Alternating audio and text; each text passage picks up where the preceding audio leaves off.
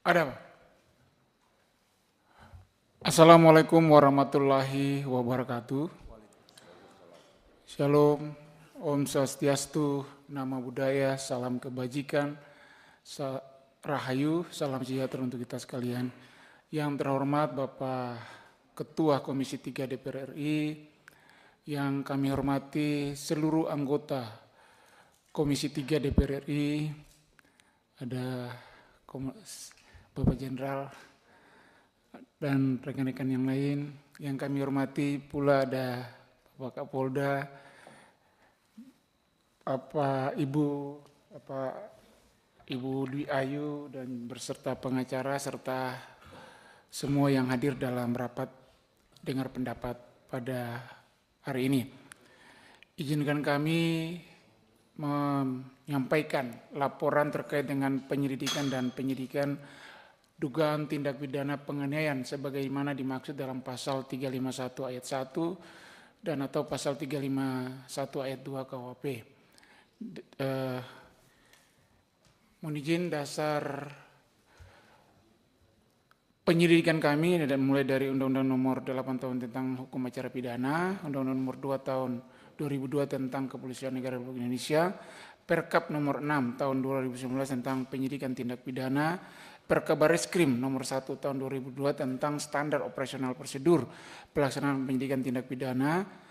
Berikutnya laporan polisi B3414 10 Romawi 2004 SPKT Polres Metro Jakarta Timur Polda Metro Jaya tanggal 18 Oktober 2004 yang dilaporkan oleh saudari Dwi Ayu Darmawati.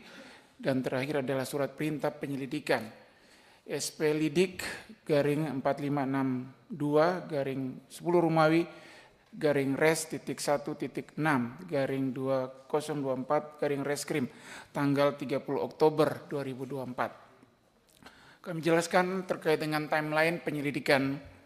Jadi mulai pembuatan laporan polisi terjadi pada tanggal 18 Oktober 2024 sekitar pukul 02.30 waktu Indonesia Barat. Selanjutnya pada tanggal 18 Oktober itu juga setelah kita menerima laporan polisi, selanjutnya penyidik Polres Metro Jakarta Timur mengantarkan saudara pelapor atau korban ke Rumah Sakit Polri untuk divisum. Selanjutnya pada tanggal 30 Oktober 2024, penyidik mengirimkan SP2HP pertama dan sekaligus mengirimkan surat undangan klarifikasi ke saudari Dwi Ayu Darmawati. Selanjutnya pada tanggal 1 November 2024 kami melakukan pemeriksaan klarifikasi terhadap saudari pelapor. Dan tanggal 5 November kami mengirimkan SP2HP kedua dan sekaligus undangan klarifikasi ke saudari Linda Pancawati.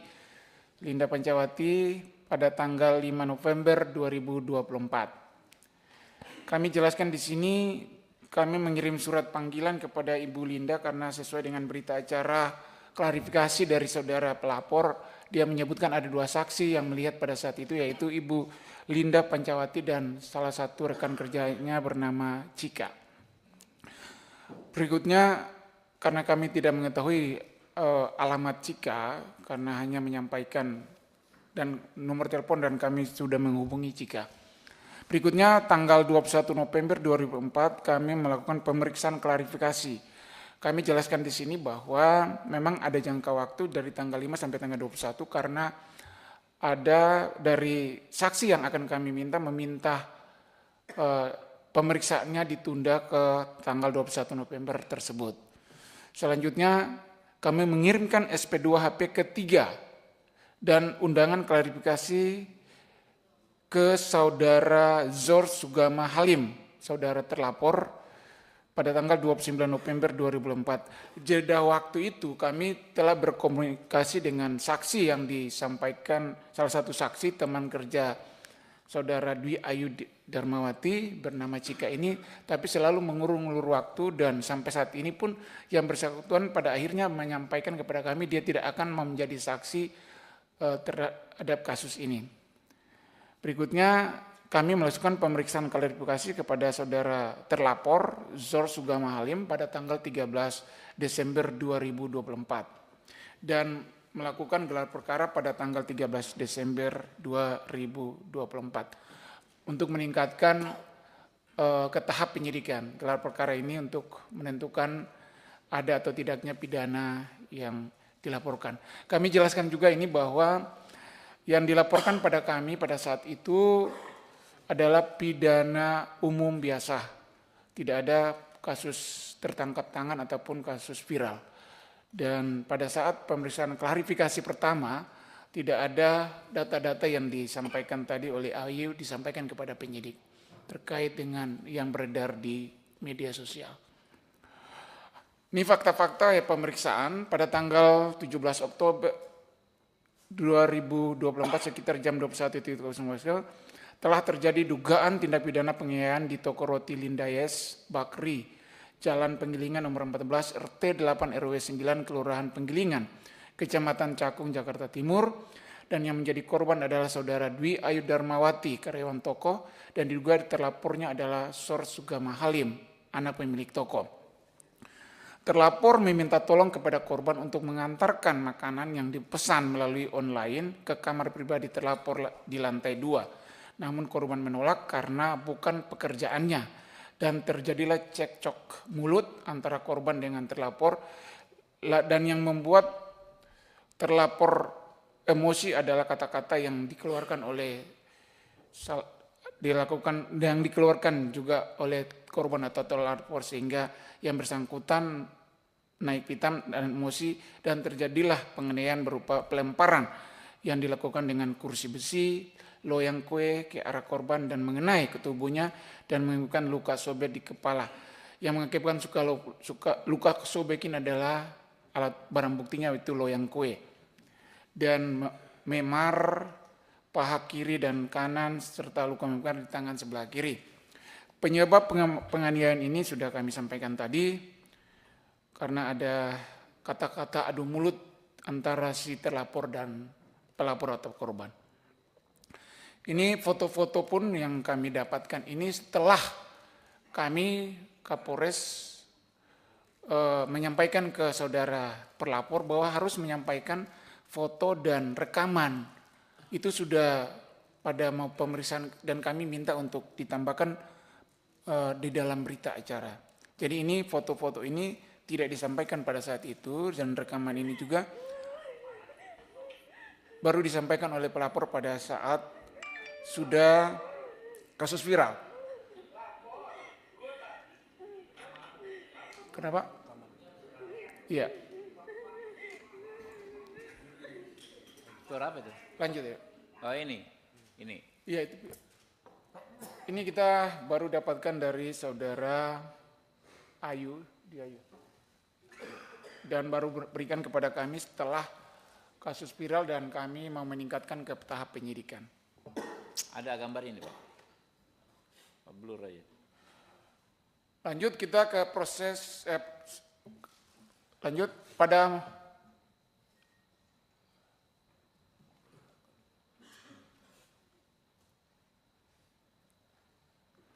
hari Jumat tanggal 1 November 2004, penyidik atau penyidik pembantu melakukan pemeriksaan keterangan klarifikasi terhadap saksi korban yaitu saudara Dwi Ayu Darmawati. Pada hari Kamis tanggal 21 November 2024, penyidik pembantu melakukan pemeriksaan keterangan klarifikasi terhadap saksi yaitu saudara Linda Pancawati. Pada hari Jumat tanggal 13 Desember 2004, penyidik pembantu melakukan pemeriksaan keterangan klarifikasi terhadap saksi korban, bukan saksi korban tapi terlapor yaitu saudara Zor Sugama Halim. Ini ada foto-foto yang kami sampaikan. Berikutnya tahap penyidikan. Jadi setelah kasus tahapan penyelidikan selesai, kita gelar perkara dan diputuskan bersama untuk dinaikkan ke tahap penyidikan. Inilah dasar-dasar penyidikan. Ya, lanjut Pak, ini kan udah tahu semua. Ya, timeline penyidikan. Kami mengirimkan SPDP ke pelapor atau pada tanggal 14. Ini SPDP yang ke pelapor pada tanggal 14 Desember 2004. Berikutnya pada tanggal 14 Desember juga kami mengirimkan surat panggilan kepada pelapor. Dan tanggal 15 Desember kami melakukan pemeriksaan terhadap pelapor dan para saksi. Tanggal 15 Desember juga kami melakukan penyitaan barang bukti.